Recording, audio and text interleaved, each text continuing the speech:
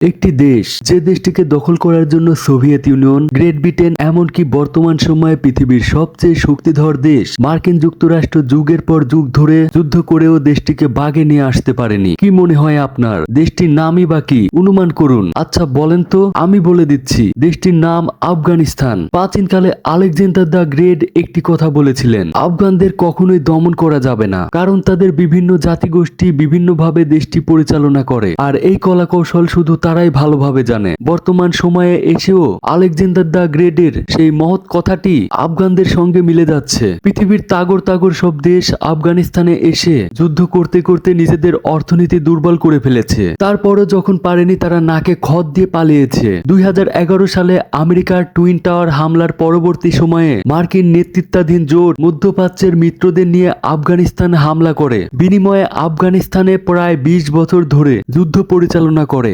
Trillion dollar খরচ করেও মার্কিন যুক্তরাষ্ট্র কিছুই পায়নি। শূন্য হাতে আফগানিস্তান থেকে বিদায় নিতে হয়েছে।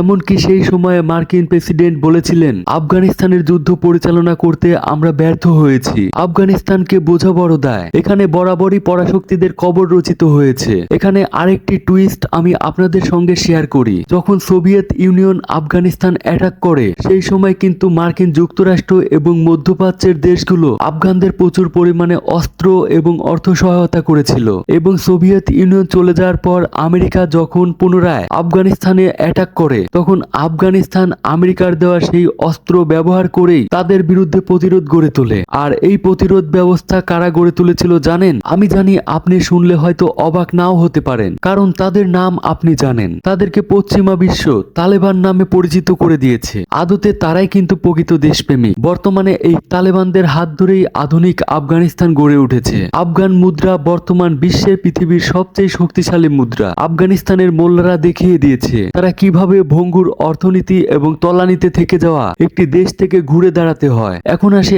আফগানিস্তানের প্রাকৃতিক সৌন্দর্যের কথা। বিশ্বে এমন সুন্দর দেশ আপনি কমই পাবেন। পশ্চিমা বিশ্ব এই দেশটির সৌন্দর্য কখনো তাদের মিডিয়াতে দেখায়নি। মহান সৃষ্টিকর্তা তার নিপুণ হাতে এই দেশটি সাজিয়েছে। দেশটির পর্বতে ঘেরা অঞ্চল, পাহাড়ি উপত্যকা সবকিছুই আপনাকে যেন টেনে নিচ্ছে। যদি কখনো সুযোগ হয় আফগানিস্তান ভ্রমণ করার, তাহলে অবশ্যই দেশটি ঘুরে ঘুরে দেখে নেবেন। আফগানিস্তানের নারীরা অসম্ভব রূপবতী হয়। তারা মুসলিম সংখ্যাগরিষ্ঠ হওয়ায় ধর্মীয় বিধিবিধান খুব সুন্দরভাবে মেনে চলে। পৃথিবীতে তাদের মতো ধর্মভীরু এবং ধর্মের প্রতি শ্রদ্ধা রেখে জীবনযাপন করা জাতি হাতে গুনে খুব বেশি আপনি পাবেন না। কিন্তু যখনই তাদের দেশের উপর কোনো পরাশক্তি আক্রমণ করেছে, তখনই তারা তাদের হিম্মত দেখিয়ে দিয়েছে। কারণ এই দৃষ্টি থেকে ইসলামের পরবর্তী বিজয় সূচিত হয়।